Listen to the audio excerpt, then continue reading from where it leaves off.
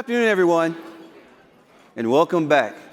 I hope you enjoyed the hot topics. How were they? All right. Big thanks to all those who put them together. We really appreciate you being here and sharing your knowledge with us. Now I hope you're ready for an inspiring afternoon boost, because that's what you're going to get. We're going to have the Dean family from Phoenix, Arizona, kick off our lunch today. First, let me tell you about Trisha and John Dean. Trisha and John are CF parents who turned love into action. When their son Sean was born with CF 25 years ago, they made a quiet but powerful promise to keep him healthy long enough for treatments to benefit him and ultimately to someday cure CF. That promise became their life's work. Trisha has served on the Arizona chapter board and co-chaired like the Arizona Stair Climb, while John has recruited his fellow firefighters to the cause and spent countless hours volunteering for various chapter fundraising events. Together, they've also attended March on the Hill, VLC, and a North American CF conference. Their son, Sean, has also been very involved in advancing the Foundation's mission as an active member of the Arizona chapter. As a professional singer, Sean is doing exactly what his parents have always hoped for him, living out his dreams. The Dean family reminds us of what it really means to be dedicated to this mission. Together, they give their all to it. Please join me in welcoming Trisha and John to the stage. Hello, everyone. We are the Deans from Phoenix, Arizona, and we are so honored and very excited to bring you this final mission moment of the 2026 Volunteer Leadership Conference. Our story began 25 years ago, this past January, when our son Sean was born. We have an older son, John Jr. He was always the healthiest kid. Sean, however, had every sign and symptom of cystic fibrosis from day one. Unfortunately, John and we knew nothing about cystic fibrosis, and our pediatrician did not identify it either. The first 3 weeks of Sean's life was so extremely difficult. Every single day, we would go to the pediatrician for daily weight checks down to the ounce. He developed horrible reflux, so we could never lay him down, and he always sounded so junky. I know many of you live this same story. After 3 weeks of struggling, we called the pediatrician, and we told him we are not coming for another weight check. We are heading to the emergency room, and we just need someone waiting for us when we arrive because our baby is dying. Within an hour of being at the hospital, we had a team around us when someone asked, "Does anyone in your family have cystic fibrosis?" 25 years ago in Arizona, CF was not an option on the newborn screening, and the sweat test would not work on his little body. So we would wait 3 more weeks for the DNA to come back. During that time, I was in complete denial. There was no way that this test was going to come back positive for cystic fibrosis. It was just going to be something, and they would give us something, and we would get back to that life that we had planned. One of those days, John came to me after digging into the dial-up internet and the medical books, and he sat me down and he said, "Whatever this is, we are going to fight." And together, we made an agreement that Sean would never be alone in his battles.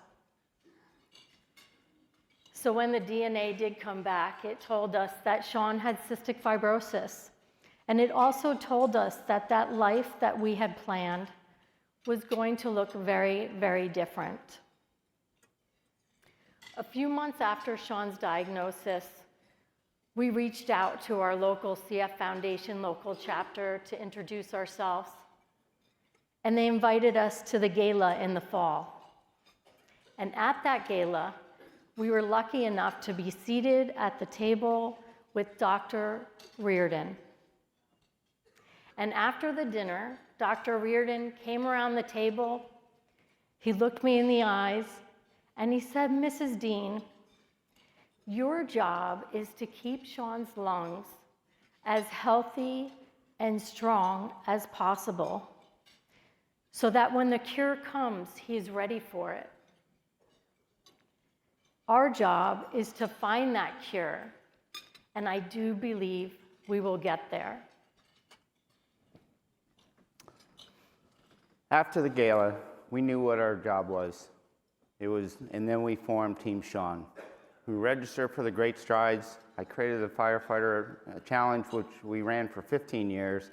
And today we continue to participate in the stair climb as advocates, as well as volunteer wherever possible. When Sean was diagnosed with CF, the story was much different than it is today. We weren't able to really look at the future. Sometimes we just lived day by day. Today, because of the new modulators, Sean does dream of a future like everyone else. He graduated from high school, and he moved 1,700 miles away from us to go to college. Yes, during a pandemic, 2020.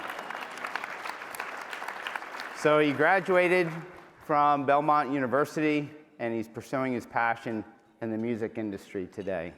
None of that would be possible without the fundraising that pays for the research in our clinics. As Sean has grown, the mission has expanded. We now see at the life expectancy increasing that there is a greater need for resources and support, as well as healthcare protections and access. This is where our advocacy comes in. Events like March on the Hill, as well as writing, calling, emailing, and texting our representatives are so vital to ensuring that all important access to comprehensive health care. The mission will continue to evolve and change. The fundraising is always key, especially with grants and funding currently under attack. Our true heroes are the CF researchers. Their work depends on funding, and our work is more important than ever. We must continue to work towards getting to the next modulator for those still waiting, and ultimately the cure for all. Because of the work that all of you have done, past, present, and future, we're able to bring you this next mission moment. As we introduce our son, Sean Dean, thank you. And enjoy. And enjoy it.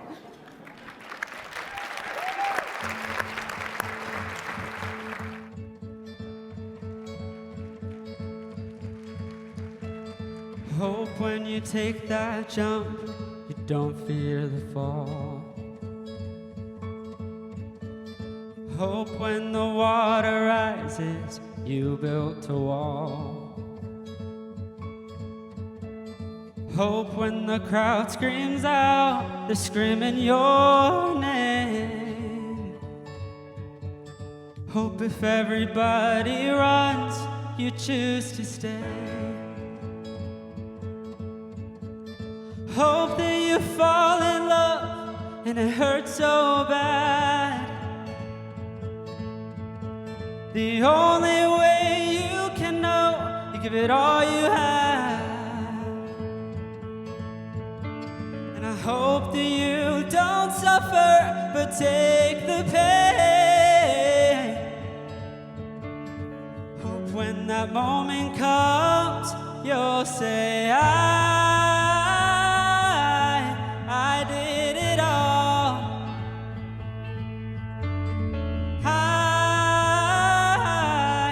I did it all. I owned every second that this world could give. Saw so many places, the things that I did. Yeah, with every broken bone, I swear I lived. Hope that you spend your days, but they all add up. Oh, and when that sun goes down, hope you raise your cup. And I wish that I could witness all your joy and all your pain. But until my moment comes, I'll say I did it all. I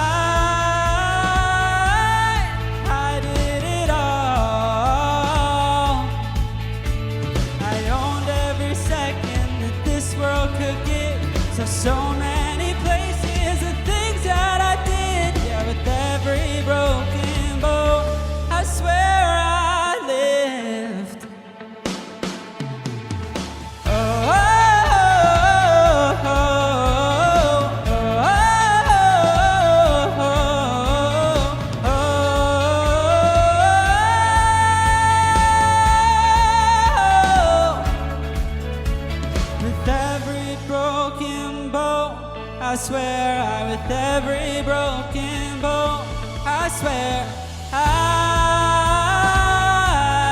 I did it all. Yeah, I did it all. I owned every second that this world could give. Saw so many places, the things that I did. Yeah, with every broken bone, I swear I lived. I swear I lived. I swear I lived. With every broken bone, I swear I lived.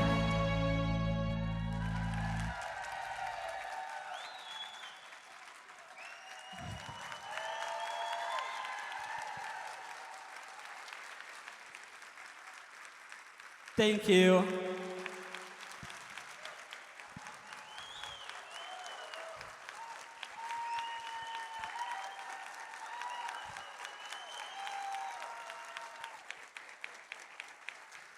Really quickly, I just wanted to thank every single one of you in the Cystic Fibrosis Foundation. The work that you do makes this possible for me to not only be here today, but be pursuing my dreams to be singing. So from the bottom of my heart, thank you so much. I adore everything that you're doing, and we've got to keep up the great work. Thank you.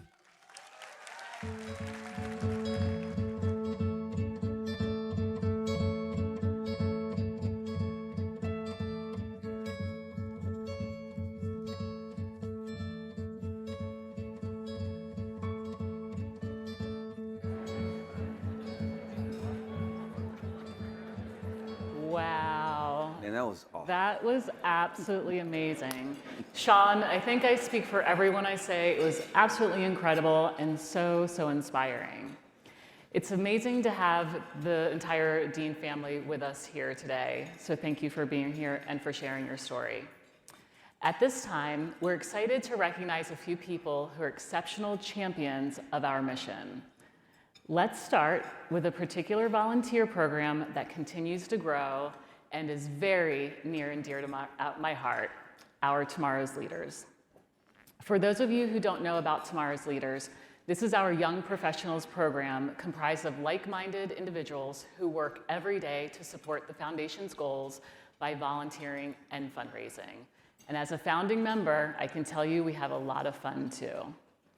Tomorrow's Leaders got off to a great start nearly a decade ago, and today has grown to be one of the CF Foundation's most successful programs. I am honored to introduce our National Tomorrow's Leaders Chair, Harris Markowitz, who I've been working alongside with on this committee for the past few years. Though he has no direct connection to CF, Harris brought a rare level of zeal, fashion sense, and dedication to this mission that truly lights up every room he enters.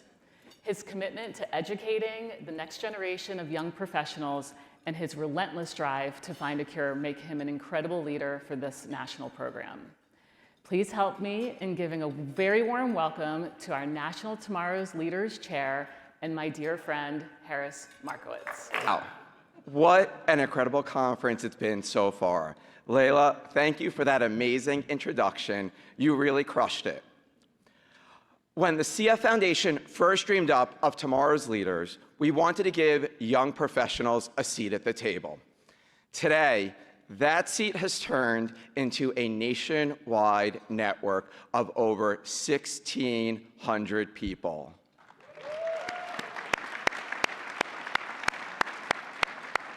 Which, as the math guy will say, that's 7% above what we had last year. So a pretty big stat in my world.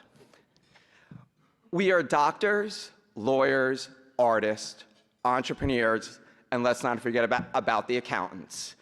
And the pharmacists and doctors all out there. You guys are super important.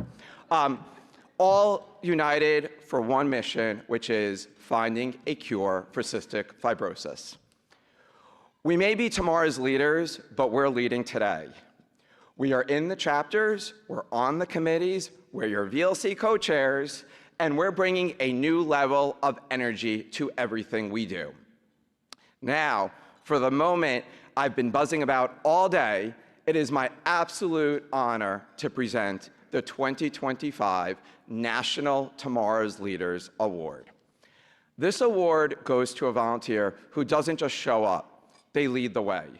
And this year's recipient is someone I've had the pleasure of getting to know personally. This past September, at the Generations United retreat in Bethesda, I met this woman. We were there bringing the Tomorrow's Leaders and the Grampians together, and I was immediately struck by her perspective. Her journey is the ultimate roadmap for a CF Foundation volunteer. She started as a local volunteer in 2018, joined the Tomorrow's Leaders College program, became a Finest honoree, and is a leader in her local chapter.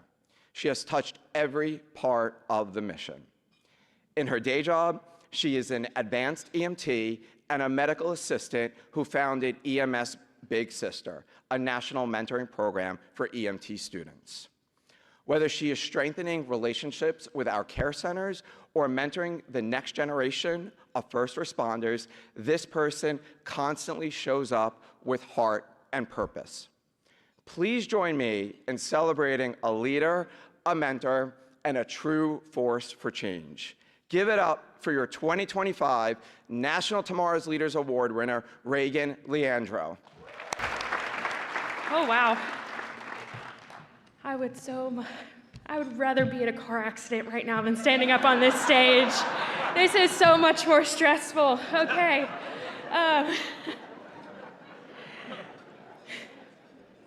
Good afternoon, everyone. If you would have told me in 2018 that I would be standing up here, I would have laughed at you because I would have thought that I just ruined my chapter's largest event of the year and probably wasn't about to not be invited back. I was probably going to get an email and just, So 2 days before our Great Strides event, my mentor, Michelle Smith, handed me a list of things to, check on. She had a lot to do. I'm the intern. I can handle it. One of those tasks on that list was to confirm the pizza order. Okay, not easy. Like, it'd be pretty easy, right? So I call, and in my best customer service voice, I go, "Hi, my name's Reagan. I'm a volunteer with the Cystic Fibrosis Foundation, North Carolina office in the Raleigh chapter. I'm calling to confirm our order for 60 pizzas. It's gonna be delivered at 10:30, correct?" I feel like I did a good job.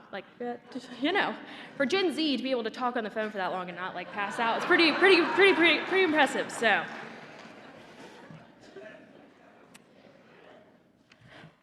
and I get met on the other end of the line with, "Oh yeah, we've been meaning to reach out to you about that. That's gonna take us a couple trips. We only deliver by bicycle."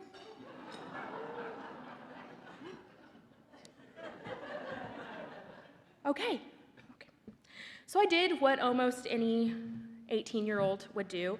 I ran into my mentor's office. "Oh my God, Michelle. They only deliver by bicycle, so we're gonna have no pizzas to feed our volunteers, and so nobody's gonna wanna come back, and I've ruined the event, and I'm just so sorry." Higher pitch, more sweat than is currently going on right now, okay? And Michelle took a minute. After she had finished laughing, she said, "Okay, they deliver by bicycle. I guess we'll start calling other pizza shops then." I learned 2 lessons that day. One, confirm the first time. Saves you a lot of sweat, a lot of consoling, your volunteers. But secondly, and more importantly, sometimes you just have to pivot. That is what this foundation does best. It's our unspoken core value. We've pivoted this entire time. I know my story isn't unique.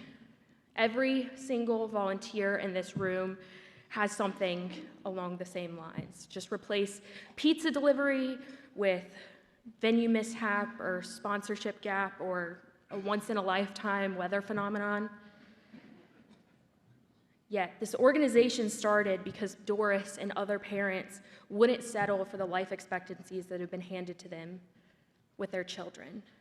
They decided to pivot and get to work to fund other options.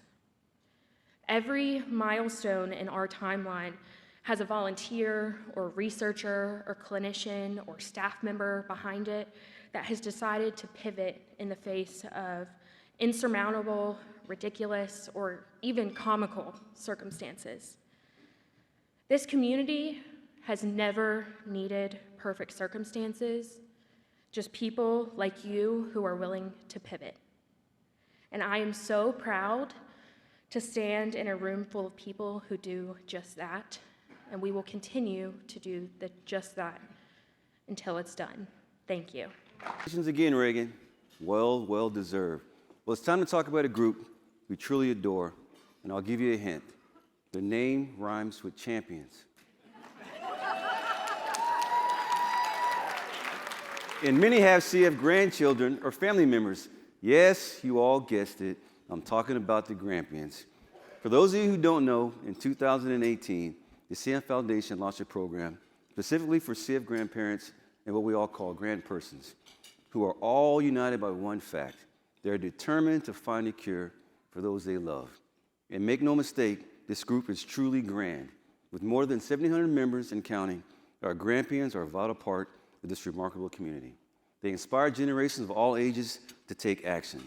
Now, it's my pleasure to welcome the National Grampians Chair to present the 2025 National Grampians Award.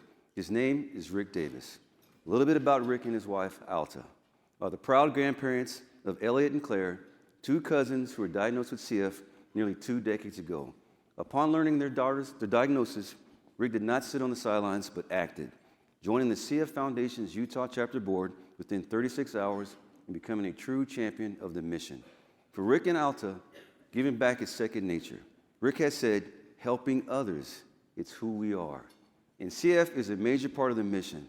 Thanks to their support, today Elliot and Claire are thriving. Though they live almost 1,000 miles apart, the cousins have become dear friends and recently celebrated their 18th birthdays.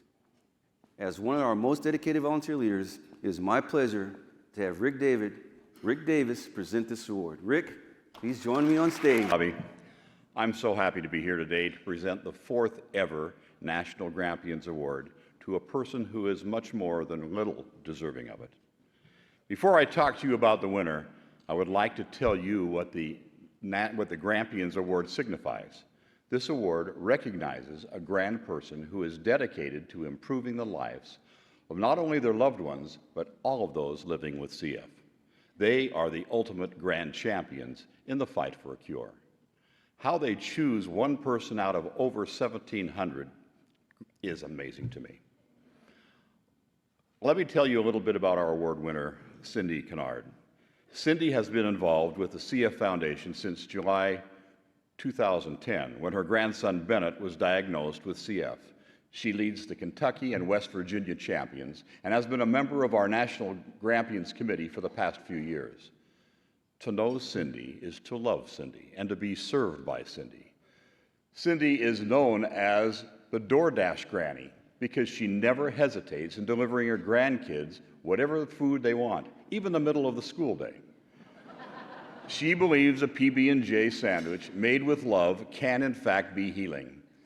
Cindy is a tireless supporter of the Cystic Fibrosis Foundation, attending every event, walks, galas, care center, family days, VLC, champions retreats, and more. It is my great honor to present Cindy Kennard with the 2025 Grampian Award. Cindy, congratulations, and thank you for all you do. Hello. Thank you very, very much. Oh, I can't even see you. That's sort of good. But it's large. I'm very, very humbled by this recognition, and I'm very proud to be a part of the Grampians. My daddy had a quote that he always shared with his 3 daughters. Life is not fair, but life is good. Let me share a little bit about our Bennett. He doesn't know life without cystic fibrosis. He was positive on his newborn screening, which was confirmed with the sweat test a few weeks later. So a new normal hit the Holland household. Life is not fair, but it is good. Toddler Bennett was bright red hair and a smile that always got him his way, at least with Granny. He was always the center of his siblings' pranks and managed to make everybody laugh. Bennett didn't play sports, but in his 8th grade year, he played football, basketball, and soccer. Footnote, trifecta in action. One of life's most memorable moments transpired late in the 4th quarter of a football game with a very lopsided score. B entered the game as a defender. The receiver came at him, assured that he could get by. He was a big old guy. Bennett met him with grit and determination, which caused the runner to flip over top of Bennett and onto the ground. He's a sophomore now and then developed into a very intelligent, athletic, and empathetic teenager. He sees a future for himself and has professional aspirations that have come because of the successes of the Cystic Fibrosis Foundation and their partners. Life is not always fair, but it is good.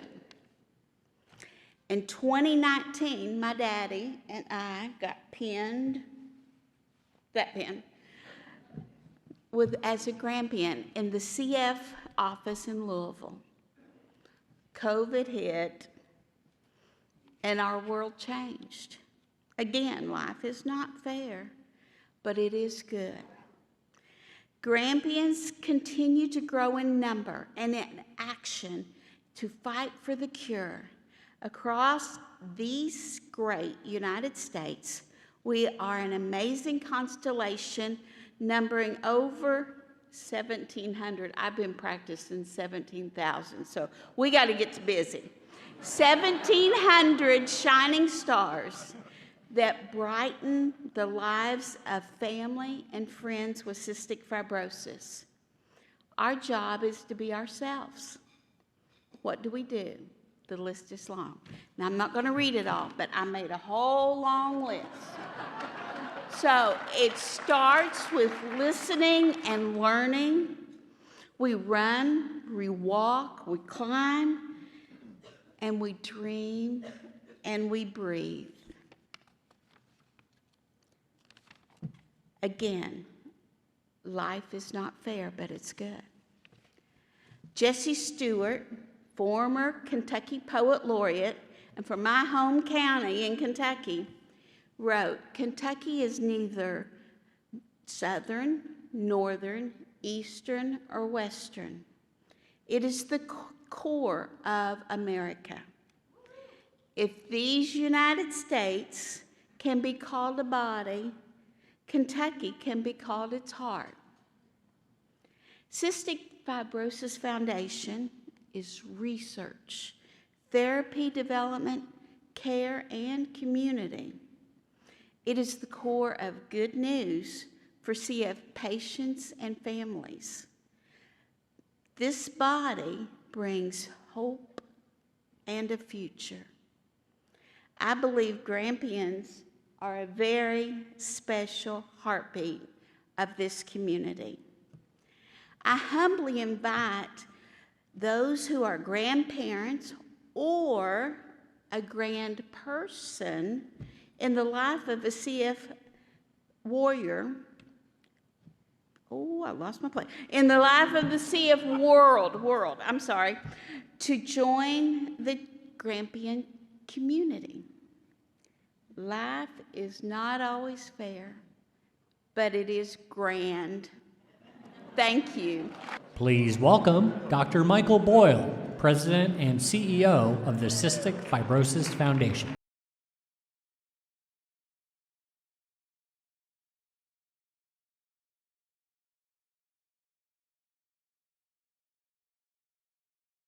All of our award winners, and I love that. Life is not fair, but life is grand. That's going to be one of the take-homes from this. So now we're up for giving our CF Legend Award for 2026. Now, what do I mean by CF Legend? This is a person who has helped make transformational or legendary advances in the fight against cystic fibrosis. And Dr. Bill Skatch has been at the forefront of scientific advances and therapeutic innovations in CF for more than 30 years. All starting after initially being inspired by the discovery of the CF gene. Bill was trained as a physician scientist at the Harvard Medical School and the University of California at San Francisco, and went on to establish a pioneering research laboratory at the University of Pennsylvania before moving to being a professor at the University of Oregon Health and Sciences University. So Bill's contribution, he's a world-renowned leader in the science of protein folding. Now, why is this important? Trikafta folds proteins. So all the stories we've talked about, what that does is it folds the cystic fibrosis protein in a way that makes it work better. That research started with protein folding experts like Bill, and Bill leading the way there. So Bill joined the foundation in 2014 at a pivotal time in CF research and drug development. Under his leadership, the foundation significantly strengthened deepened our scientific programs, added best-in-class expertise to be able to dive deep on these science problems, including those in genetic technologies, infection, and in regulatory affairs. Bill was the foundation's first chief scientific officer, and he brought his unique vision and rigor to our efforts to identify strategic scientific opportunities and really pursue innovative collaborations to accelerate our CF therapeutics. When Bill retired in 2021, he's just left a lasting impact on CF research, our organization, and the community he serves so brilliantly. I think one of the things we all remember about Bill, and I know, has been the ability to explain difficult, complicated concepts in a way that we could all understand. So Bill's been amazing, and also just a dear friend. Bill and I would spend many Thursday nights solving the world's problems, starting with CF, but then just taking on all the world's problems. So I look back at that fondly, Bill, those times together. So Bill, just say thank you. Your leadership has helped transform what it means to have CF and extend the lives of so many. We're all so grateful. So please join me in welcoming Dr. Bill Skatch to the stage. Well, thank you so much, Mike. It was really a great introduction. And thank you all for staying till the end of VLC. This is really, really impressive. It's great to be at VLC again. I went to several of these when I worked for the foundation. I didn't really think I'd ever be back, so it's especially fun to talk to old friends and meet new people and see the energy and the liveliness which is going on there. It's just fantastic. And I have to say that I'm really overwhelmed and humbled and extremely grateful for this honor.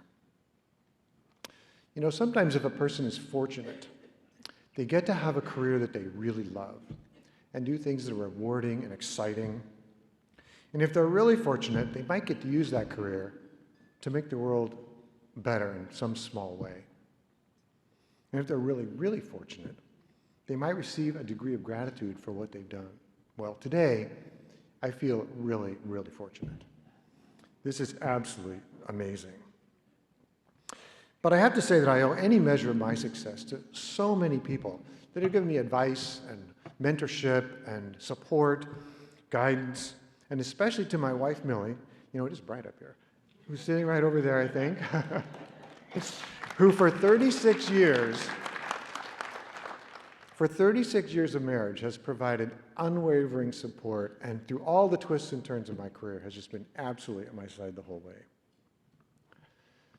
So during Mike's introduction, you know, it's kind of fun to hear people talk about you because it's like, who is that person? That's a really cool person, but what's going on here? And I wanted to dispel any myths about that introduction. Probably about half of it was true. I'm going to let you guys decide which half. It does seem surreal to look back on things because at the time when things are happening, they don't seem anything like they look in retrospect. There was never a grand plan. You know, it was really like a series of random, chaotic, and really, really lucky events that shaped my career, and I can't really take a whole lot of credit for that. But because of that, I wanted to take a couple of moments and kind of give you a perspective of my career from my perspective. What was it like to go through all this process? So last night we had some really interesting discussions or presentations about how do you get caught up in the CF world. And it was really amazing that so many people approach this from different directions, and some people have an epiphany moment like Sean, and it's just really incredible, it's life-changing. For me, I think it was more of a slow burn. As some of you know, my path started as a young scientist when I began working on what we thought was an interesting scientific question, which at the time didn't seem valuable at all. I didn't have any close friends with CF or family members. I just kind of wanted to understand how membrane proteins fold up into their particular structure and shape. And I was just getting started when, out of the blue, the CFTR gene was discovered. And that was just an incredibly exciting time. And my boss said, someone in the lab should be working on CFTR. And it was a very interesting protein, and so I decided, yeah, I'll give that a try. I'll get started. So I wrote to Lab Chi Choi in Toronto. I asked them for the plasmid, and about a week later it came. And about 2 weeks after the gene was reported in Science magazine, I was doing experiments on CFTR, which was, when I look back now, that was really pretty cool. Now, I could have been working on CFTR folding for a decade or more, and really never made any kind of real advance. But here's where I got extremely lucky, because within a year after I started studying CFTR folding, a brilliant scientist at Genzyme named Sang Cheng published a paper that said the primary defect in most people with CF is misfolding. And so that discovery just changed my life forever. It's funny how one article that's published, the thousands of articles, can have such an impact on your life. And then out of the blue again, my boss got invited to a CF research conference in Williamsburg, Virginia. He didn't want to go, so he said, why don't you go, Bill? You can just go and talk to these guys. And so here I am, a very young scientist, just getting started, and there's all these CF, like giants there that have been studying CFTR for like decades. And I got up and presented my work and was really nervous about the whole thing.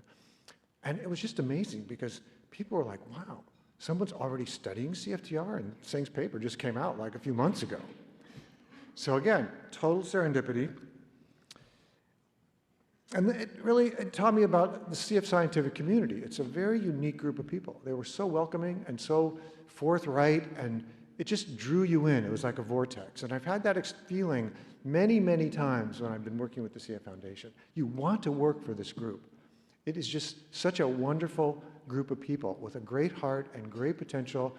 And I see this all the time. And VLC is absolutely the pinnacle of that kind of attitude. So over the next 30 years, I was really lucky. I worked with some really bright people.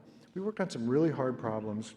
And my lab focused on how certain mutations disrupted folding, what happened to the mutant protein, and could you kind of restore the folding in some way. But, in those days, we never imagined in our wildest dreams, at least I didn't, that anything we were doing would lead to something useful.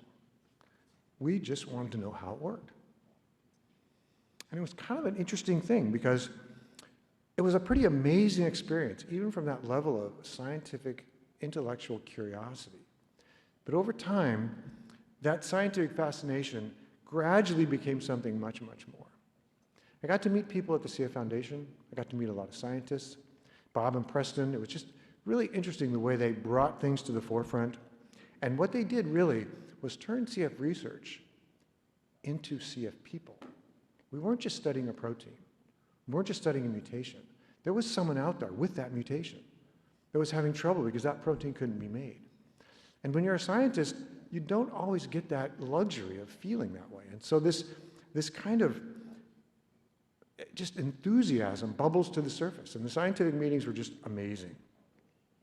I was also impressed with the bold and risky projects that Bob Bell and Preston Campbell put together. Like the gene therapy, the early gene therapy trials, the proteomics, which we don't hear too much about because it didn't really succeed. And then, of course, it was the high-throughput screening. I mean, gene therapy made a lot of sense. The gene was broken, put back the new gene. But the idea that we might find a drug without knowing what was broken, without knowing what the drug did, and without knowing the target that it acted on, and how the drug worked, was just by testing a bazillion small little molecules, was just completely crazy. And I will say a lot of us and myself was included, we thought this was really kind of out there. And there were some that thought Bob Bell was a little bit crazy too, because he was pushing this thing, and we were all going like, wait a minute. It was a revolutionary idea. It was incredibly risky. But what I came to see was that those two things, revolutionary ideas and risk, were really the foundation and the genius of the foundation. And that's really what made CF Foundation what it is, I think. Everyone knows the Vertex story.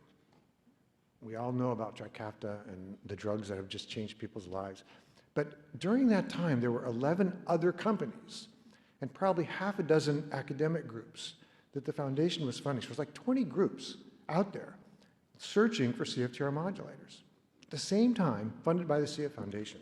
I mean, we were all in to try to find these drugs. And the amazing thing was that most of those groups found modulators. They found potentiators that opened up the channel. They found correctors that kind of tweaked the protein fold and got the protein to move through the cell. And then what started out as a crazy idea turned into the hard reality of developing drugs and taking those drugs from this chemical to something that could really be taken by a person and make a difference. I learned some important lessons during that time. One was, first of all, most projects fail.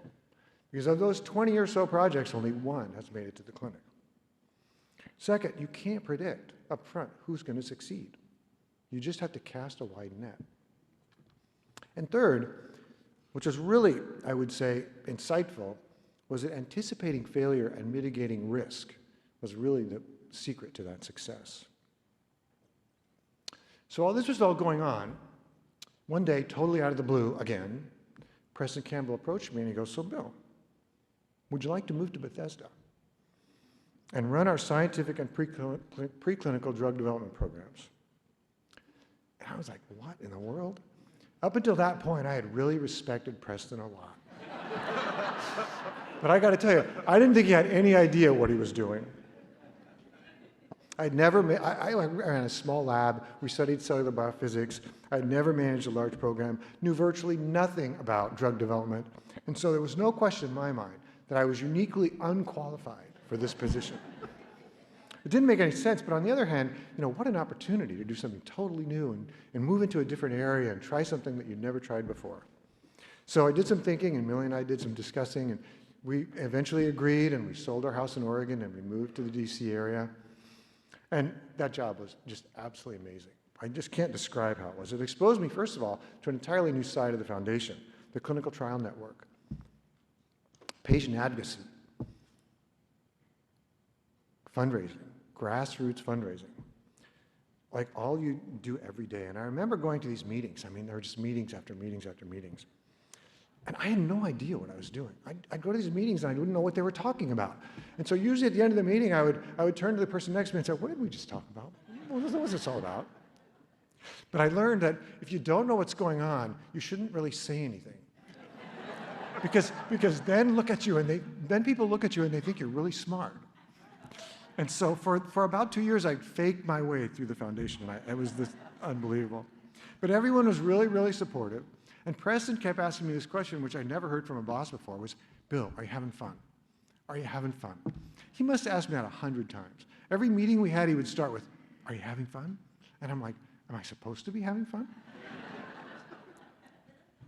And one thing was quickly obvious. The same motivation that all the scientists had that I worked with for years was really evident in every department and every person at the foundation, throughout the chapters, through the whole institution.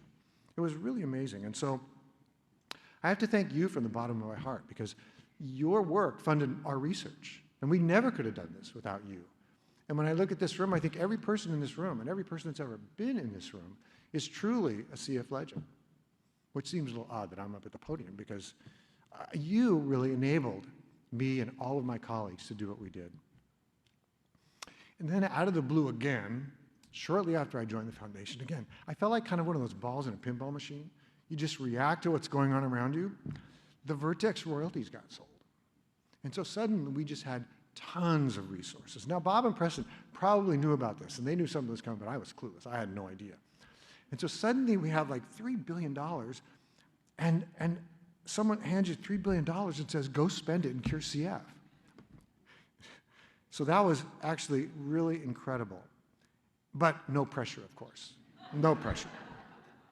I also got a lot of good advice, and one of the best pieces of advice I got was, don't be afraid to take risks.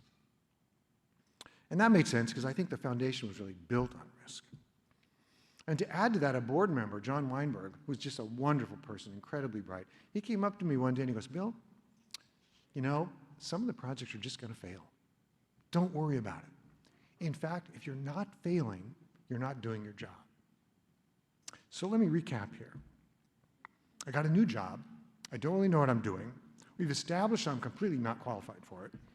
I get a blank check, and I'm told to go out and spend as much money as I can. And then I'm supposed to have fun, and now I just got a mandate to fail. I mean, just imagine the job description for what I was doing. Required experience, none. Level of knowledge in the field, minimal to moderate. Budget, yeah, pretty much unlimited. Goal, enjoy yourself, have fun. And then the objective is to fail. I mean, pinch me, I'm dreaming. This is like, you can't make this stuff up. And I think clearly Preston never went to HR when he hired me because they never would have let this pass. Well, I can't imagine anyone, anywhere, not being successful with those kind of job descriptions. But the most amazing thing to me is that you guys are here giving me the award. I mean, how could you not succeed under those kind of conditions? And I'm not complaining. I'm going to take this award if Mike still wants to give it to me after the talk. But if he changes his mind, I'd understand that too. But things were serious. There was a lot of things we were doing. There was a lot of pressure on us to really work as fast as possible. People with CF were sick, and tragically, people with CF were dying.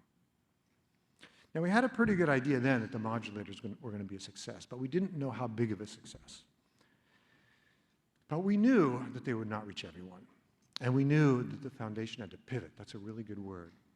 We had to pivot from a 20-plus year strategy of trying to fix a broken protein to developing a treatment and a cure and replacing CFTR function in everyone with CF. And it was clear to me that that cure would need a genetic approach. And that was quite a challenge for someone like me who'd been studying protein folding my entire career. So as we continued to pursue therapies like antimicrobials and better enzymes and liver disease and really kind of try to reduce the complications of CF and ramp up efforts to correct nonsense mutations, we also had to kind of develop some new things. We needed to build a new scientific community around genetic therapies. And we needed to convince companies to test their technologies on CF.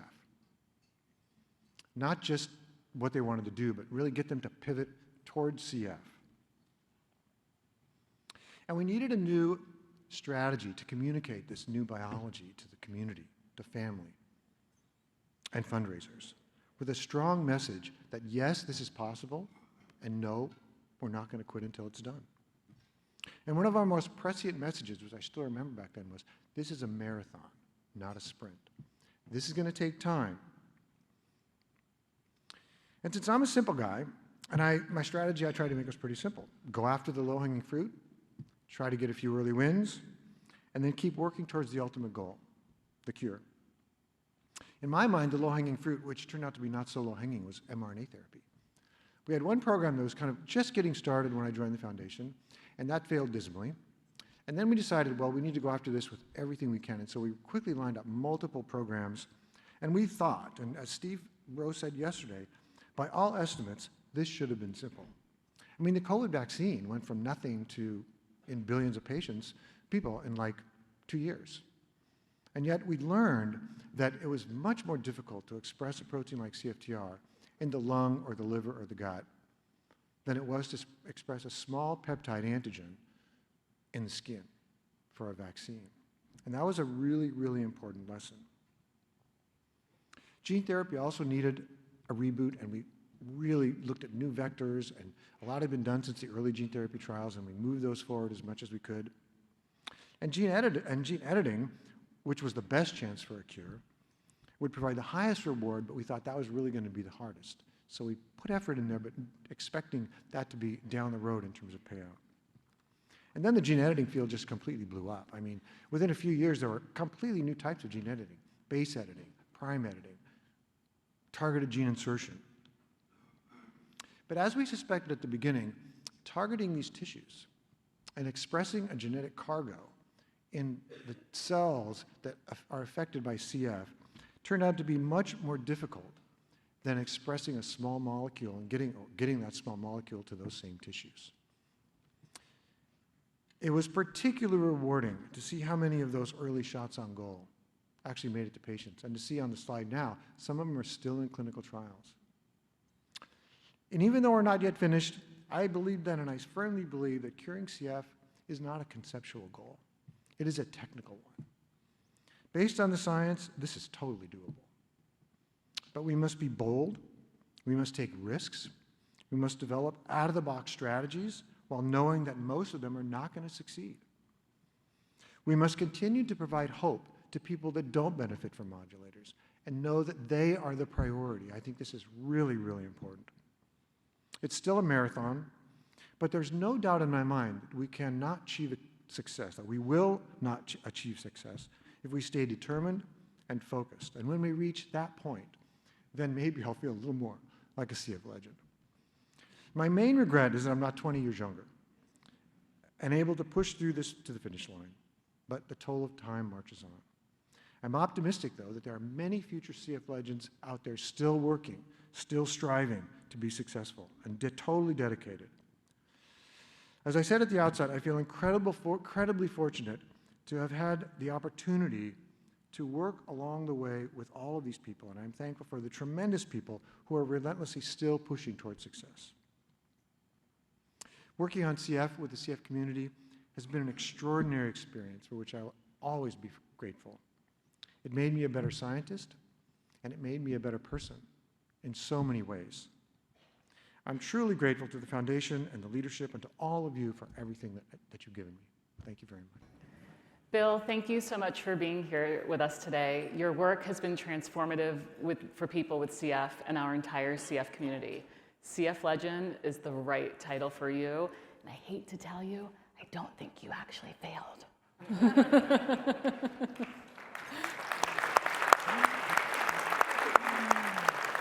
Congratulations as well to Reagan and Cindy, and thank you to the CF Foundation for supporting both Tomorrow's Leaders and the Grampians programs. Okay, everyone. We just heard from Bill about all the great progress we've made, but we all know there's still so much work ahead. And if I know this group, you're probably wondering, so what should I be doing next? I'm so glad you asked. There is a lot for sure, but one item we wanted to highlight this afternoon is fundraising. To boldly move our mission forward, we have to continue to fundraise. So thanks to the VLC Host Committee members who inspired this session, we thought we would take a few minutes to share with you both a reminder of why we fundraise and a few new ideas that might help you rethink how you fundraise. It is with my absolute pleasure that I introduce Laura Gordon, Maryland Chapter Board Member, VLC Host Committee member, member of the National Peer-to-Peer Committee, and absolutely fierce CF mom who will take us through fundraising in action. Person that decided to have me follow the CF legend. That person, I don't like you at all today. But I'm over here and the tissues are over there. So if you see me strolling that way, it's because I'm feeling a certain way. Layla, thank you for the introduction. I greatly appreciate it. And hello, my CF family. Today, I stand here as a desperate mom. Like Doris Tolson and all of our founding parents that would not accept the future that CF presented for our loved ones. I will not accept a future for a cure without my son, Austin, and all people with cystic fibrosis. I'm going to admit, I'm a little bit nervous. I shouldn't be, because you are family.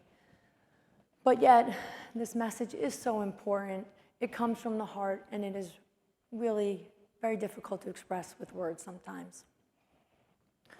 Austin is 25 years old and is part of the approximately 10 to 15%, or 5,000 people with CF who cannot tolerate modulators or for whom they don't work due to their specific mutations. It is hard to modify amplify a protein that you don't have. So today, there are about 500 people in this room and listening online. If all of you represented 10 people, not on modulars, that is that community. And that represents a lot of CF warriors. All of you representing 10 CF warriors. In 2019, I delivered a mission moment to you all at VLC, and I begged you to stand with us, and you have. And I'm so grateful. A lot has changed since then. For some in our CF community, life has gotten easier. For Austin and too many others, what I call the last piece of the pie, life with CF has not gotten easier. Remember the fear you all had when that nasty cough arose? You might have been lying in bed and you could hear that cough in the bedroom down the hallway. And you felt it, right? The stress of PFTs, praying that that number would look up, praying that it wouldn't take 5 times for your kid to have a really good result, hoping that those numbers might be lying. The increasing burdens of managing the disease, the hospitalizations, the PICC lines, the fear of the future. That was the old CF for most of you. But for most of us, that is still our CF. We are still in those very dark days. The life expectancy for our loved ones is not the median number that we celebrated here yesterday. And the mental health burden is almost as strong and heavy as the physical burdens. Since I gave that speech to you all 7 years ago, Austin has been hospitalized 8 times. In 2023, he moved to Ohio to pursue his career, his dream job as an industrial engineer. Austin's always been a half genius, half bonehead. Sorry if you're watching, buddy, but it is the truth. And so it was hard. It was hard to let him go, hard to let him move to Ohio. We live in Maryland. And so his health declined. We didn't really know how far it had declined. Between Austin's physical health, his mental health was also declining. And it created a very vicious cycle that my husband and I, were barely looped into. I think it became so bad that Austin didn't quite know how to tell us. And we've worked through that since then. But in 2024, he was extremely sick. And we were a lot closer to losing him than I can really my heart can bear to really think about. The unexpected call and news directly from the transplant clinic at Cleveland Clinic broke us that day. At 6'3", Austin weighed 140 pounds. His lung function was below 30%. He had a blood infection. His pulse ox was in the low 80s. He had a pneumothorax in his right lung, and he couldn't walk more than 200 feet. I made it through without tissues. Austin spent 3 weeks on a PICC line that summer. And every day since then, he has been committed to putting in the hard work to get stronger and healthier. He is owning his disease in ways that he has never before. He is clawing back lung function 1% at a time. And we celebrate that number because below 30 is not a place for our CF loved ones to be. And the number that we celebrate now is one 3 years ago, I probably wouldn't have been too thrilled with, but today, man, I love seeing that number. It's a heck of a lot better. So we are so proud of Austin. As for my husband, Steve, and I, we are still fighting back the fear and emotions that have taken hold of us and live inside of us since that time. So we've all heard that it will take longer and cost more money to develop the life-saving treatments and an eventual cure for cystic fibrosis. For those who don't have a modulator, for those battling advanced lung disease, cancer, liver disease, CF-related diabetes, considering transplant, so much more. That news, it weighs so heavily on us. Every year is more dark days, more lung damage, and more progression of this terrible disease. Austin needs a life-saving treatment. Every person with CF needs a cure. The drug development pipeline is our hope, and we are committed to funding that pipeline. Bill Skach, I heart you. Thank you so much for helping to develop that pipeline. Together, our family and friends started with great strides, and that's our passion. 25 years ago, we started with 12 people, and we raised about $1,200. Since then, we've raised $1.5 million towards our dream of a cure. And I will tell you all the same thing that I tell all of our supporters. Every dollar counts, and we definitely can't do it without you. I often hear that the last 10% is still waiting for their breakthrough, their miracle treatment. Well, that statement is just not true. Waiting is the last thing that we are doing. Right, everybody, last 10% in the room?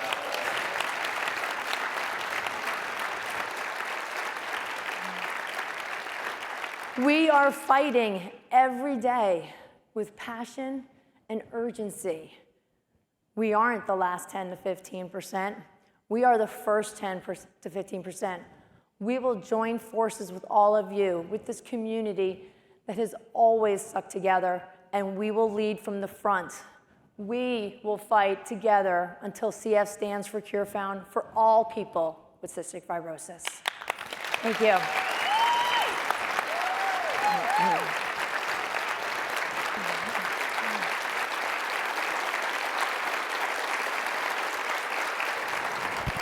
We fight.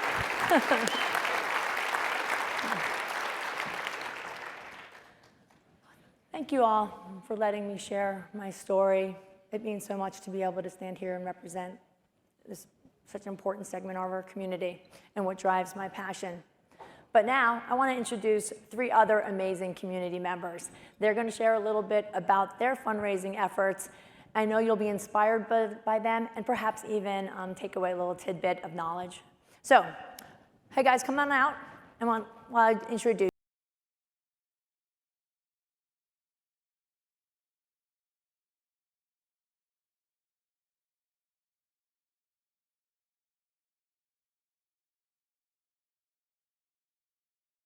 All right, first up, we have everybody's favorite grandma, Bonnie Binker, right? This lady knows how to put the fun in fundraising. That's all I've got to say. Following Bonnie, we'll have another Grampian extraordinaire, Michael Clark from North Texas. And then after Michael, we will have a local favorite, shout out DC, for Dennis O'Leary, who's the DC chapter board, and most importantly, Casey's dad. Bonnie, can you start us off? Absolutely. Thank you, Laura. Picture this for a second. A disposable pie pan, some pudding, and a big tub of Cool Whip. Not exactly what you'd expect to change lives, but somehow it does. Because when you put those simple things together with a little creativity and a whole lot of heart, you get something powerful. You get an event that puts the fun back in fundraising. And more importantly, you get people showing up, giving back, and making a real difference for those living with cystic fibrosis. Every year on March 14th, Pi Day, 3.14, we turn something silly into something so meaningful. Here's how it works. About a week before Pi Day, we kick off with a simple video on our social media. Nothing fancy, just real. We tell our friends, family, our community, on March 14th, I'm gonna take a pie in the face for every donation. You can set your own amount. Mine is $31.40 or more, keeping with the spirit of Pi. And the best part, it can connect to anything you're already doing. You can set up a passion fundraising page by going to cff.org/passion and link it directly to an event you're already participating in, like your Great Strides or your Finest.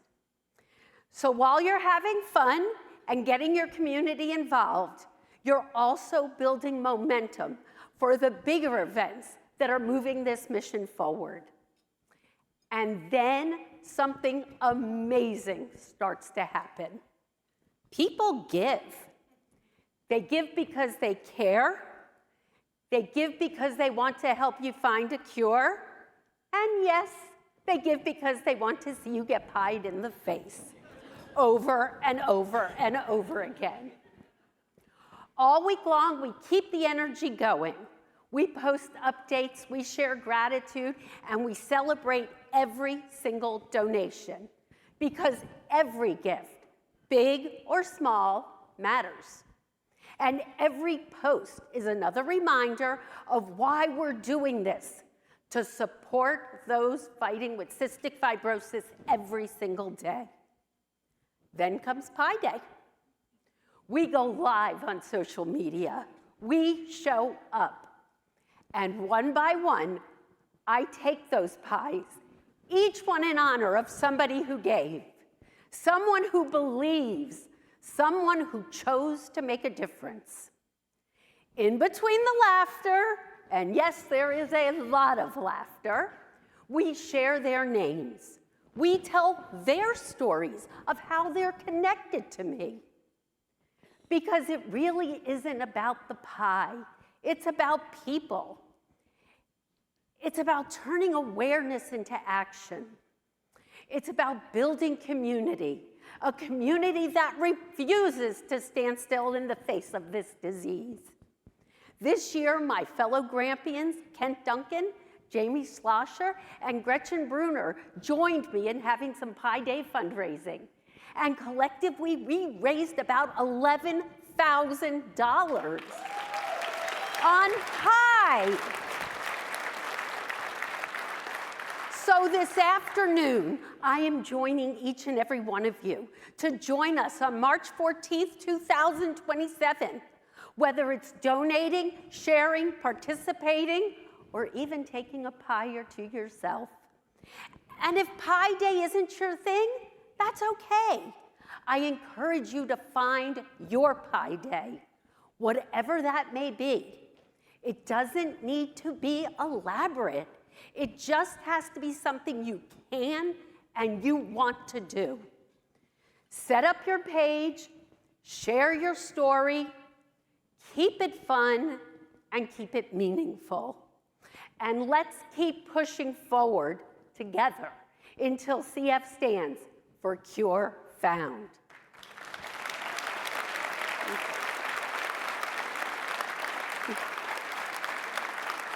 Thank you. And now I am going to pass this to my wonderful friend, Michael Clark. Hi, as Bonnie just said, I'm Michael Clark from the North Texas chapter. My grandson Owen has CF, and that's what's brought me to the community. He's 9, so I've been here about 8 years now. Today I want to share how we've strengthened corporate relationships in North Texas by creating a corporate advisory committee and hosting a corporate leadership breakfast. The idea was fairly straightforward. We realized we needed a better way to connect our corporate contacts with the foundation's mission. A lot of companies would like to support us, they just aren't sure where to start. So we brought together people from companies who already do support us, people who have good connections, and people we hope to engage. Those folks became our corporate advisory committee. Their role is to share insights, help us identify other companies that might be interested in our work, and open doors to new opportunities. Once we had that group in place, we decided to host a corporate leadership breakfast to get to know our group and to bring these leaders together, leaders who may or may not already know someone living with CF. Guests heard from people living with CFs, learned about progress in research. It's good that this thing stops when I mess up. learned about progress in research, and saw how their companies could get involved through sponsorships, employee engagement, and partnerships. And because it was a breakfast, it gave leaders time to connect and ask questions in a more relaxed setting.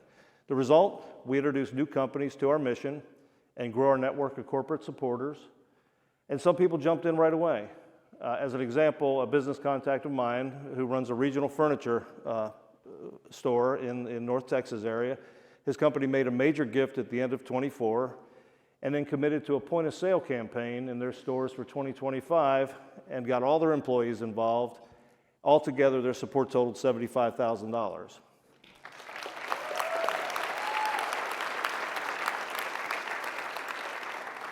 By bringing together the Corporate Advisory Committee and the Corporate Leadership Breakfast, we've been able to expand our corporate partnerships and strengthen our support for the fight against CF. Thank you, and now let me invite Dennis O'Leary to share his remarks with you.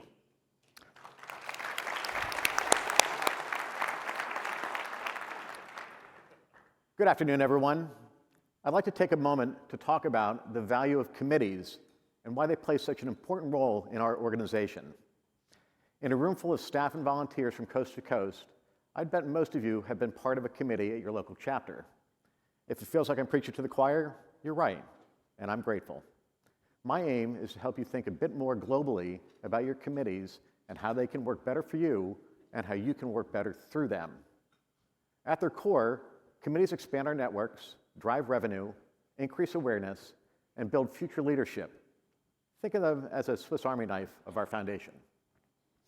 In the Metro DC chapter, our Brewers Ball has been serving up hope one pint at a time for over 20 years. And like any event with that kind of longevity, there will be attrition. People move away, change jobs, start families. So we're constantly reaching out to attract new committee members. With them come new ideas, energy, contacts, and hopefully a few untapped revenue streams that we had not had access to in the past. So if your committee never changes, your event stops growing. Or worse, it becomes a relic that no one wants to dust off. Committees expand our network and are a major driver of revenue. Each member brings not only their time and ideas, but their relationships and communities. They connect us to potential sponsors, increase attendance, and help us reach audiences we couldn't reach on our own. Many of our strongest partnerships exist because someone on committee made an introduction.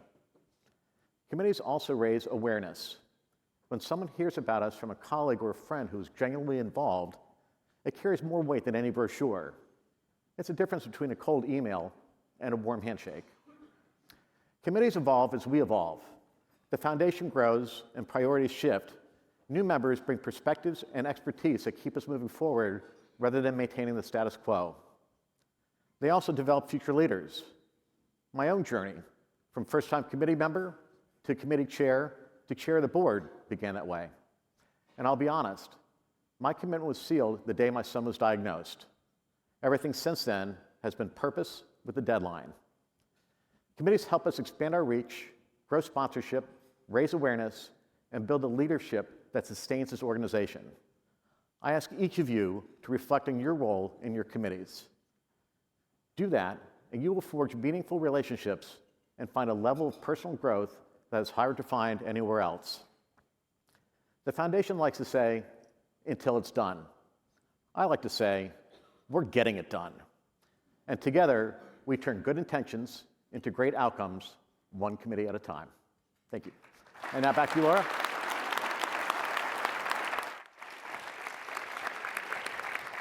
Thank you so much, Bonnie, Mike, and Dennis. And I feel like I know a lot of people that would want to throw a pie in my face. So I don't know, maybe next March 17th, March 14th, it could be a thing. March 14th? Yeah, thank you so much. Thank you. Now it is my pleasure to introduce the next speaker to the stage. I didn't know this person before we started planning for this event, but damn, I'm sure glad I do now. She might be my new best friend. Lydia is a person with CF, a Nebraska chapter volunteer. She does it all. She has been a Great Strides ambassador, co-chair of Rose Up, frequent speaker at chapter events. The list goes on and on. But it's Lydia's turn now. Let's give her a nice warm welcome. Thank you, and hello, it is so great to be here. As an adult with CF, I want to care for CF not only for myself, but for my friends, for all the kids being born today, for all the parents and grandparents and support networks. I want to cure in honor of those that we've lost. The key to that cure we all strive for is funding for science and research, and fundraising is the key to making that happen. I was diagnosed with CF at age 9. It was overwhelming to say the least. But my parents, shout out to them as they're in the audience right now, we came up with the motto of get smart and stay positive. That motto helps shape how I approach CF today. We knew as a family we needed to do more. My care team connected us to the CF Foundation and my then home chapter, Minnesota Dakotas, and the chapter staff introduced us to Great Strides. In 2001, Team Lydia was formed, and during that first year of fundraising, I wrote a letter to all my friends and family asking them to donate and show up for me at Great Strides. And in that first year, I had over 200 people join my team and raised over $10,000. Yes. It was from that moment on, even at the age of 9, that I knew that fundraising had an impact and it made a difference. When Trikafta was approved in 2019, I was filled with hope and excitement. However, after 3 trials over multiple years, I realized this was not my miracle drug. For me, there were significant side effects that told me I was not going to be able to tolerate this treatment. And I'm not alone in this reality. There are many individuals taking modulators who are pushing through side effects daily. Of course, there are those who are thriving on a modulator, and we celebrate with them, but this is still not a cure. We need a cure for all of us. No matter your modulator status, no matter if you've had a transplant, we all need a cure. This is what drives me to fundraise, to take action. I'm now retired from Great Strides, as I like to say, though of course it's still an essential program for CFF. But personally, I found fundraising excitement through Rose Up and through my own passion fundraising events. Finding a way to raise money that's meaningful to you, that's what's important. So if you've been thinking about expanding your fundraising efforts or starting your own passion event, now is the time. A quick anecdote, I once hosted a sand volleyball tournament, Bump Set Breathe. I had marketed it as a double elimination tournament, and a few days before the event, a friend of mine looked at my printed brackets and informed me that I had not set it up as I intended. I share this story with you to say that if I can pull off a sand volleyball tournament without apparently understanding how tournament brackets work, anything is possible. So now I'm going to give you all an opportunity to share with each other what you can commit to doing. Because when I see others step up for me, for everyone with CF, I am overwhelmed by the support and hope that you demonstrate. CF can be so isolating, but knowing that there are others who are stepping up to fundraise, well, that's a pretty awesome feeling. But back to you all. Think about what you might have written yesterday when Bobby and Layla led us through their opening exercise. Think about what you've heard at this conference or what you did on March on the Hill. And I want you to tell me, to tell all of us, what your next step is. So when I say so, I want you to yell your commitment out loud. If you're online, put your caps lock on and type it into the chat. We are committing through our voices right here and now that we are not stopping and that we are all going to do something new. Are you ready? I'm going to count down from 5, and then you're going to be vocal. And I need you all to join me on this. Do not leave me hanging up here on stage. CFF staff and volunteers, are you ready? 5, 4, 3, 2, 1. Okay, that right there. This room is filled with support and hope. We are a community in action. We are a community of people with CF and those who fight with us. If we all work together, we will make CF stand for CureFound. Well, we have got a lot of work to do when we get home, but we've got this because we are a community in action. Next up is a man who is action personified. Over the past few decades, he has sparked new ideas about what it means to be a volunteer for the foundation, whose fundraising contributions have driven scientific innovation, and whose love for his daughter who has CF inspires us all. This gentleman is a member of the Board of Trustees, chair of the National Volunteer Leadership Council, and honorary Grampian.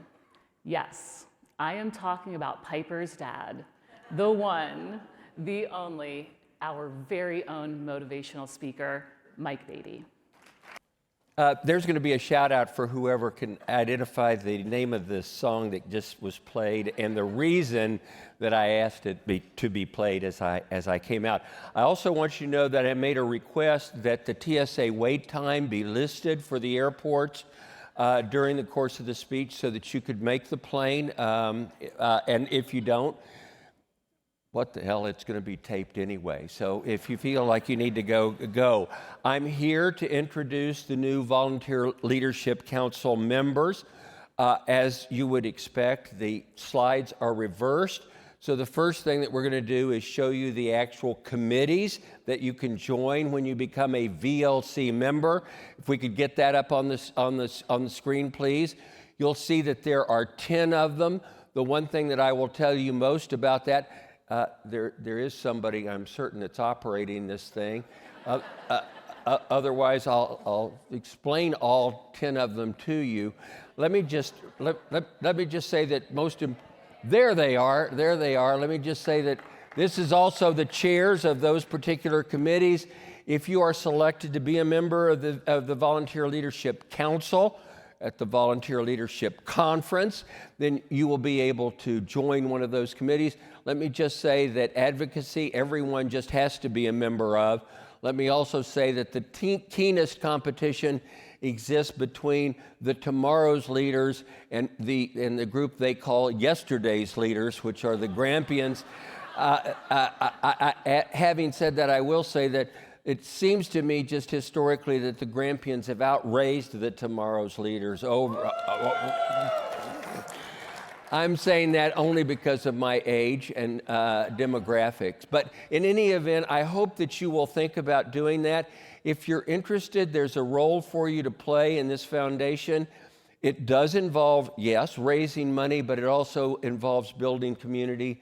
And a lot of what I'm going to be talking about today is that building community. So let's look at this year's inductees. There are 56 people. That's for those who are here, would you please stand up, the members of the new members of the Volunteer Leadership Council.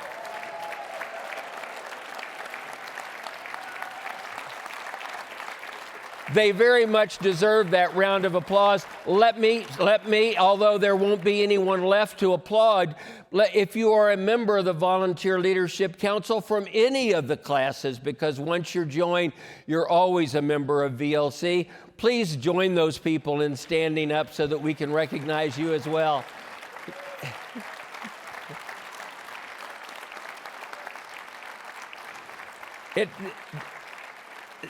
These people are truly, they're the most remarkable people. There are over 1,000 members now of the Volunteer Leadership Council. I'll go through the history sometime if you want to hear it, about how there were too many board members and they all of a sudden decided they need to get rid of a bunch of them, but they needed to give them something that made them feel good so that they would continue to give money. So they created the Volunteer Leadership Council. I will tell you how I became a member as a result of Piper winning the Jenna Award, and they needed to have her be surprised. So they said they would induct me as a member if I could get my daughter to come. That was the only reason that I became a member of the VLC. Nonetheless, it is a phenomenal organization, and I want you to consider seriously, if you're not a member, try to get to your executive director, try to become a member. It is one of the great honors that is here. Now, let me explain to you what I'm going to do. I was truly impressed by Sean Dean, by the entire Dean family. They got up, they said that they were the last mission moment. I want you to know that I have tried for years to say, let me do a mission moment, but they won't let me. I said it repeatedly, just give me a shot at a mission moment. They said, no, Mike, we know the kind of mission moment that you would have, and we don't want you to do a mission moment. I am going to do a mission moment in spite of their instruction. That's exactly right, and I think it's critically important that I do so. I want to say, just as a disclaimer, you probably have heard this before, no animals were harmed during the making of this story, of this particular mission moment. You will understand why that is true, because I start this story back 16 years ago, when Piper all of a sudden was listed for her very first of 2 transplants at Columbia Presbyterian. It was a tough year. Kathleen left Denver, where we were living, in order to move in with Piper and stay there for well over a year as we got calls for dry run after dry run, which was a call in for lungs, and then we all of a sudden discovered that the lungs were not good enough, and so we went home. We had 6 or 7 of those that over and over again. But finally in New York, and it happened on one of those weekends where I had flown in, as I did every weekend, on the red-eye JetBlue flight. Incidentally, I have JetBlue miles, which it was the only flight that I could get. I preferred to fly American. I want you to know that and understand that. But I have those miles available for bidding purposes for raising money for cystic fibrosis. I was there, and all of a sudden, we got a phone call, and they had lungs. I was euphoric. The family was excited. They said, "These are good lungs. We've already gotten a phone call from the people who are transporting them. This is going to be a go. Both of them are good. If there was one good, they gave them to someone with COPD. If they were both good, they gave them to the person with cystic fibrosis. You were both prepared for the operation outside of the operating room." And then, like a television game show, they came out and said, "Piper, you go home. Jim, you come on into the operating room," or vice versa, or both of you go home. In any event, we got the word that we were going to get Piper the lungs that she so desperately needed. So we rushed to Columbia Presbyterian, knowing that this was going to be the time. We arrived at the hospital, where Piper was immediately checked in and rushed off in order to be prepped for surgery.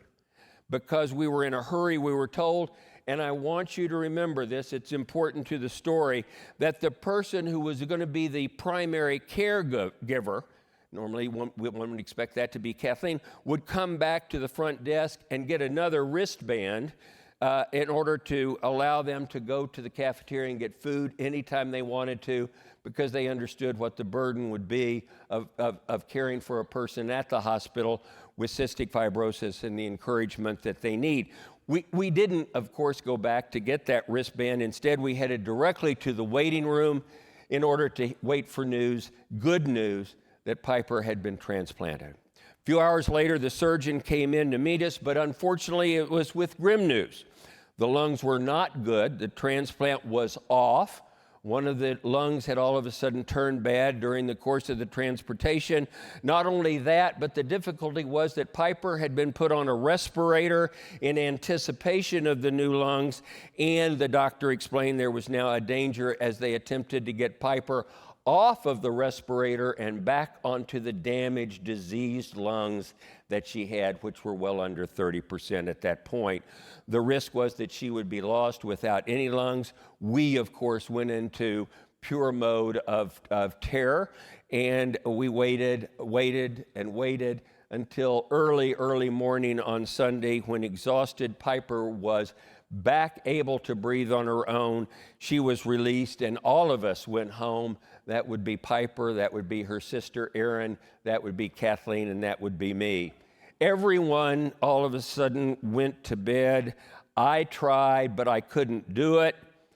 I needed to work off whether it was my anger, my emotion, I don't know what it was. Nonetheless, there was no way in the world that I was going to be able to sleep. So I got up, I put on my bicycle shorts. I decided I was going to ride through the streets of New York and work out my frustration over what had happened. And off I went early Sunday morning in downtown New York, riding up the avenue, crossing street after street. The first few red lights I ran, there was no car that was coming. It was empty on the side. around the 5th or 6th time I tried to run a red light, it was filled with some vehicle that had the audacity to all of a sudden get in front of me as I was going through the intersection. Wham! All of a sudden, I hit the van. I go completely over the hood of the van. I land in the street next to a Sabrett hot dog vendor who is setting up for the morning and who is looking at me. I all of a sudden realize I have done something wrong. This is not going to go over well. And so with, the kind of panic that comes all of a sudden when you're in shock, I jumped up and said, I'm okay, I'm okay, I'm okay. The hot dog vendor looked at me, shook his head no, reached over, grabbed a stack of paper napkins from his cart and handed it to me as I staunched the blood that was coming down my face. You're supposed to laugh at this stage. I know, but the sad part of this is that this is a true story. This is exactly what happened. Well, now what happens is I'm confronting what it is that I managed to hit, and what I managed to hit was a van filled with Japanese tourists who had gotten off of the cruise boat and were on their way to a visit to New York City. Their eyes were wide, their mouth was agape. They had no earthly idea what had just happened, but the tour guide did not want to all of a sudden have an ambulance, the police, and all of the other issues. So they looked at me and they said, "He looks okay to me too." At this stage, the person who has had the accident and the person who has been hit are both saying that I'm just fine. So I know I'm going to be able to get out of there. I do need one bit of help from them. I turn and say, "Could you tell me where the nearest emergency room is, please?" They said, "It's Mount Sinai up at Columbus Circle." I took my bent bicycle. I would like to say that I rode, but in fact, I loped along on my way to the emergency room. I did get there. I went inside. It's amazing in an emergency room the attention you get when you say words like lung transplant, respirator, all sorts of problems I've got, and please don't tell my family. So what happened was they did exactly what you would expect. They cleaned the wounds, they bandaged me, they did x-rays. I had a broken collarbone, but there wasn't much they could do about that. I was bleeding in my hands, I was bleeding on my arms and on my legs. I was looking fine as far as I was concerned, but some people might think that it was somewhat different. As a matter of fact, if I were to describe it, I would say that I looked a lot like the lead in Phantom of the Opera, and the bike shorts were torn in such a way that I looked like I was a cheap, fat Chippendale stripper. I was now forced with going home where the family was wide awake. I, of course, took off my bike helmet, held it by my face as I walked in so no one would see. They all said, "Dad, where have you been?" I said, "Well, I had a little bit of an issue." At that point, I all of a sudden took the hat down. They looked at me. It was difficult. I had a difficult time. On the other hand, I will say, given what they could have said, they were really pretty encouraging. They were pretty supportive. Piper asked if I felt like I had to be the center of attention no matter what happened in her life. And Kathleen said, "I'm so relieved." I turned, I said, "Honey, I love you so much." I said, "I really appreciate the fact that you're relieved that I wasn't more seriously hurt." She said, "That is not why I'm relieved." She said, "When you walked in and you had the helmet up, I saw that there was a wristband around your wrist, apparently from the emergency room, and I thought to myself, He went back and got the primary caregiver wristband so he could do nothing but eat this entire time. Now, the moral of this story, and I've often repeated it to my wife, I could be maimed and she wouldn't care. But gluttony is a serious sin for which there is no forgiveness. The sad part about this is that's a completely true story. I didn't make any of it up. That really did happen. And what I thought about and what I want to say, first of all, is you don't have anxiety just if you're on a modulator. You understand that? You have every right to all of a sudden be frustrated and upset as a caregiver, as a parent, as a grandparent, and you've got to acknowledge those feelings and you've got to get help when you need it. And the tour guide for the Japanese, that's right. The tour guide for the Japanese tourist was not the right person for me to be talking to at that particular moment. And all of the Japanese tourists wished that they had taken the trip to Hawaii instead of to New York that particular day. Nonetheless, that is what I wanted to say. That was what I came here to tell you. But I also tell you every time when people ask me about it, when I write this, what happens in this process when I am in the room with you, which is the speech begins to take on a completely different color and texture and purpose. And it did again this time in a way that I think is remarkably impactful. Because I want to say to you, you need to talk to somebody in the way, incidentally, that my family did. They woke up, they processed it, they talked about it, they shed tears as well, but they were ready to go back to the hospital the next time they got a phone call. I, meanwhile, had put a premium on stupidity. Now, why is it that we all of a sudden have that need to talk to one another? And what happened while I was in the room with you all is I all of a sudden remembered a line that Mike Boyle uses oftentimes. I use it quite a bit of times. I've heard other people talk about it as well. It's one that I heard at a VLC from Frank DeFord when he said, Mike, we started the foundation in order to support each other as we watched our children die. Remember that comment? Have you heard that comment? To support each other as we watched our children die. And I thought of that particular comment as I was preparing to tell this story and talk about the fact that there is a need for you to get help. And all of a sudden, I realized that I also needed to talk to you about community, about the need for community, and about what happened with the Cystic Fibrosis Foundation, although they may not have intended it at the time they formed the organization.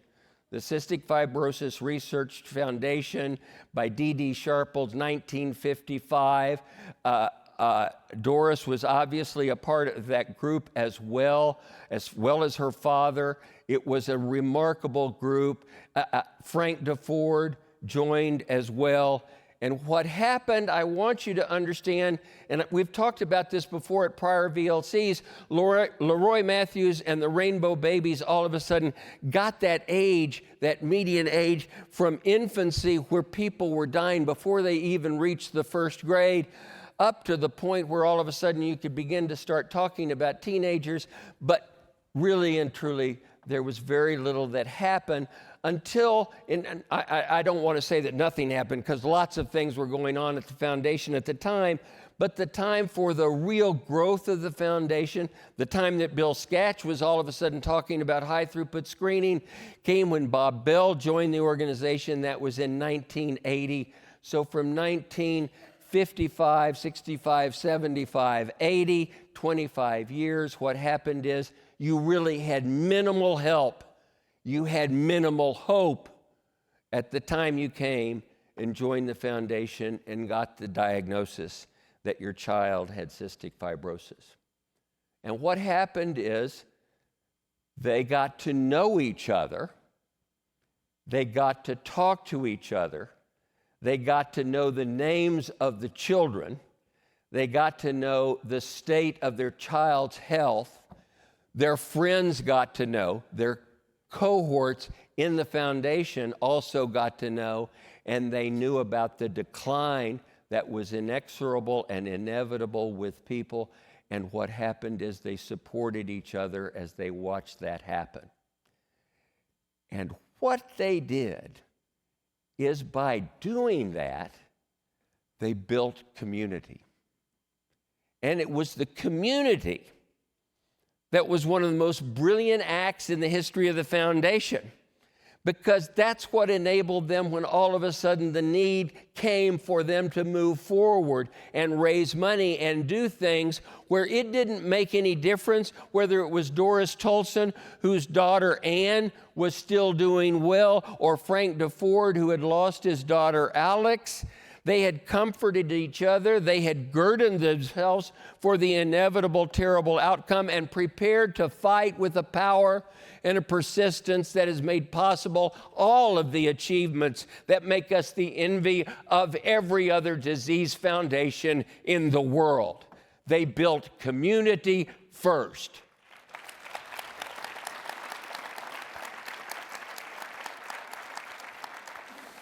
We search for language that will appeal to donors, but you understand why we do that? It's because they don't have the experience that we have.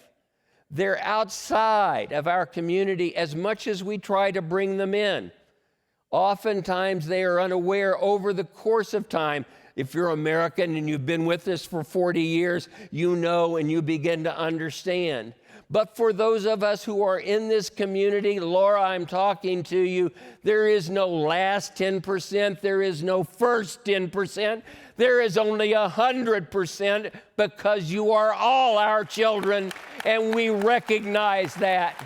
And you have to understand, all of our children was what Frank had said. We came together to comfort each other as our children died. Our children.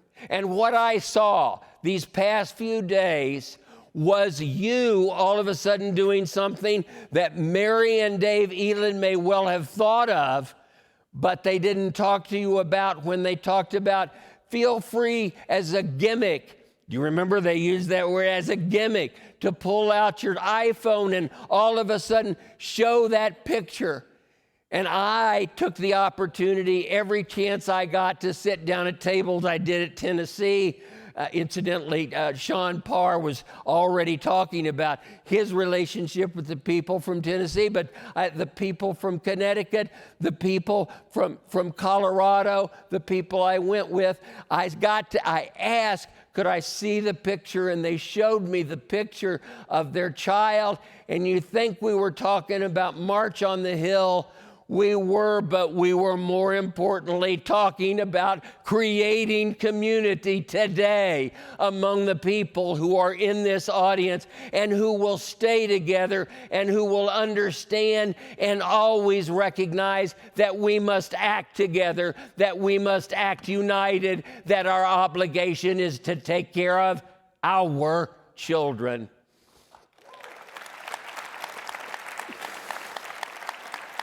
How many of you, and I'm going to ask you to show your hands, how many of you have had an opportunity over the course of this time to see anyone else's children in a picture that they have chosen to show you over the course of these last few days? Raise your hands.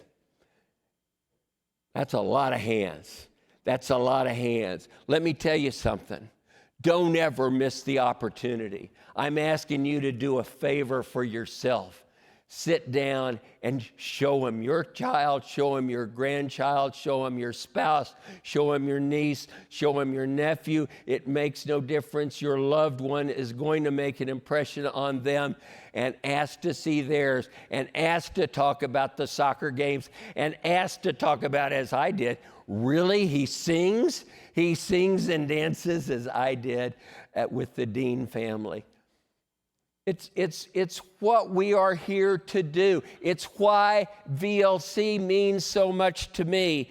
One of the greatest gifts I've ever received is to be a part of this community. And I will tell you that there is nothing that has given me more joy than the opportunity to be here today, to be with you, and to be not just a community in action, but building community to be in action, which is really what we do. I'm going to ask you something that's going to be very, very important in just a few minutes. But I want you to know that for me, there is nothing that will mean more than to be a part of the anchor team on this relay race, on the race for a cure. I want us to be handed the baton that will allow us to get across the finish line. That relay race has been run by people we can never forget who are all-stars. Clinicians like Dorothy Anderson and Paul de St. Ignace and Leroy Matthews, Bonnie Ramsey, researchers like Lapsy Choi, Francis Collins, Paul Quinton, who has cystic fibrosis, executives like Bob Dressing and Bob Bell, the best staffer we've probably ever seen in the world, in Rich Mattingly, and parents like Joe O'Donnell, and of course Doris Tolson, who were out there raising money for us to get to a cure. And it is our opportunity, it will be our gift to be able to run that final lap on this race. And in case you want to think about why it isn't it just a small number of people, my response to that, and we don't think about it often enough, and I apologize for taking the moment to make this diversion, is that people look at us and say, look at what you've done for a disease that wasn't even discovered until 1938. In fact, if you look at Breath from Salt, and I think it's the only thing that I would say is an error, chapter 4 is entitled A New Disease. Well, it's not a new disease. It's like PTSD. All of a sudden, until it was named, it didn't exist. But if you go back and you look at history, I'll just use that as the example. There's a Union Civil War retirement community in which over half of the residents of that retirement community had either attempted or successfully committed suicide. Over half. So yes, PTSD existed before. Cystic fibrosis existed before. Why did I play the music that I did? It's the Minute Waltz from Frédéric Chopin, who many believe suffered from cystic fibrosis. His two sisters also passed away early, showing all of the signs with digestive problems, food intolerance, respiratory difficulties, and they were all listed as having died from tuberculosis, but it wasn't so. So yes, we can go back. That would have taken us to the 1800s. I want to go back to, we all talk about it. Woe be the child who, when kissed upon the brow, it tastes salty, for he is bewitched and shall soon die. And I think about that comment. And I say, wait just a second. That was a medical advance. We recognized a symptom, and we were able to anticipate what it was going to do. But then I say, he's bewitched? He's bewitched? And his mom is cursed? And he's not going to be buried in the family plot because he had cystic fibrosis. And then all of a sudden I say, okay, that's the 15th century. Did it really exist before? And the answer is yes. You know that the F508 del mutation, the most common, has been found as far back as the Stone Age going to the Bronze Age. Think of how many millions of mothers and children have passed away over the centuries from this disease with no knowledge what was happening, looked at their husband and said, let's try again, with no knowledge that the same thing could happen yet again. So when we run this race, are not running it just for those of us who are alive or have recently passed. We are fighting it for millennia of people who have suffered from this disease. And so now I've got to ask you, and I'm not doing it rhetorically. I have done it rhetorically in the past, but I'm doing it seriously now. Do you want to just take the next step in trying to get a cure? Or are you willing to stand and say, now is the time for us to move forward to a cure? I want to be on that final relay team. I want to cross the finish line. Hand me the baton. I'll raise the necessary money. And what we will do is we will achieve a cure for the disease cystic fibrosis. If you believe it, please stand. If you believe it, please stand. If you believe it, please stand.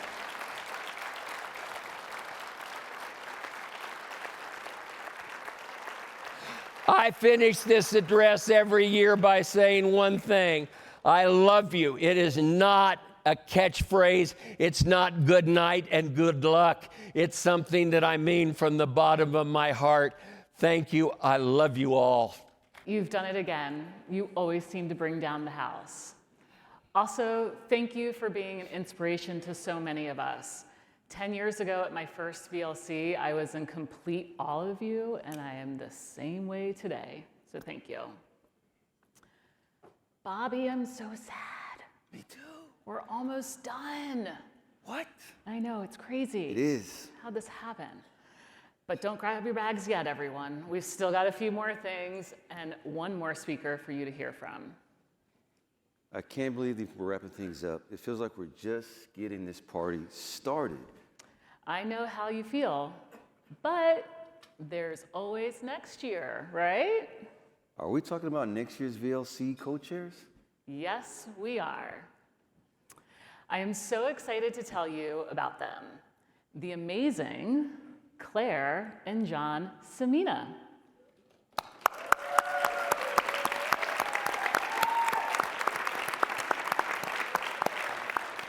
Claire and John are devoted leaders in the Texas Gulf Coast chapter. I can't speak anymore. And dedicated parents to 3 incredible children, including their oldest, Luca, who lives with cystic fibrosis. Their Great Strides team, Team Luca, has become a powerful force of community, especially evident during Luca's 2025 liver transplant, when their family's strength and unity inspired everyone around them. In the words of their chapter staff, the Seminas are a unique couple who beautifully blend heart and purpose. And now, John and Claire, please come join us on stage. So much. Layla and Bobby have spent the morning thinking about how to properly thank you. And bear with me as I talk to you and talk to the room here. If somebody told Claire and I at our first VLC that the most special people in our lives would be brought together in one room, and all of these amazing events would be orchestrated by 2 angels with no direct connection to cystic fibrosis, we would have cried. Because you represent the best of this community. Your heart and the hearts of everyone in this room, without a direct connection, beats just like ours. Once upon a time, Claire and I were frightened parents. And that's not the case anymore, because people like you are in our lives. So thank you for grabbing this baton 1 year ago. Thank you for running with it this past year. And thank you for entrusting it to Claire and I in the year ahead. Claire? We're so excited until it's done. See you all next year. Woo!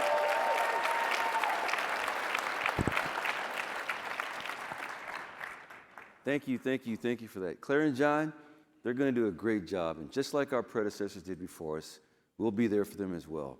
More details about the location and date for the 2027 conference will be shared later this year. Okay, what's next, Layla?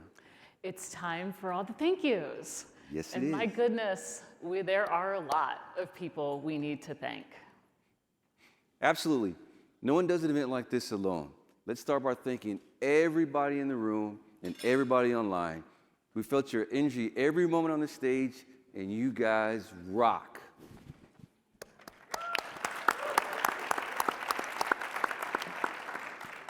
To all the incredible and inspirational speakers and community members who have participated these past few days, our hats are off to you.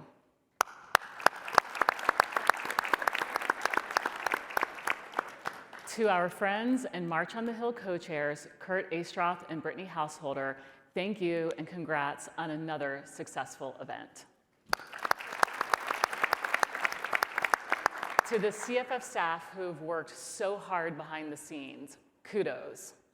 If you are on the VLC planning team, please stand up and be recognized. Thank you for all of your hard work.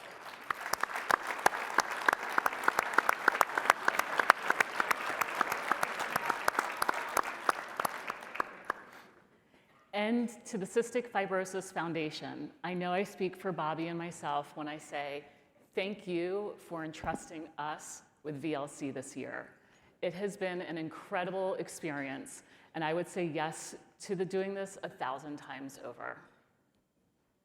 Thank you. Yeah, Bobby, I also want to thank you. You have been such an amazing partner in all of this. I just did a little part. Layla, I can't imagine how we're doing this without you. You are the best, and always will brag about how I had the best co-chair ever. But I am a little biased. Me too. Thank you, Bobby. I appreciate everything we've gone through leading up to this moment in this conference, and I'm so glad I got to do it with you. Thank you. So while this is our final chance to say goodbye to you, it's not goodbye yet. Thank you for everything, and please join us in welcoming Dr. Michael Boyle back to the stage to close us out. Really a big round of applause to Bobby and to Layla. Hey. And then I want to wrap by just saying thank you to all of you. Thank you for an amazing meeting. Thank you for just a memorable VLC. There's a time when you come at the end and you just look back and say, wow, look at what we've accomplished together. As we leave, our theme has been community and action, right? And so the community and action, yeah, we had action here, but really the action starts going forward, right? And so when we leave here, thank you for your volunteering. Thank you for your fundraising. Thank you for telling your story. We've seen the power of stories here. But the biggest thing is thank you for being part of a community, and not just part of a community, but a community in action that's going to drive our progress and together lead us to cure cystic fibrosis. Thank you.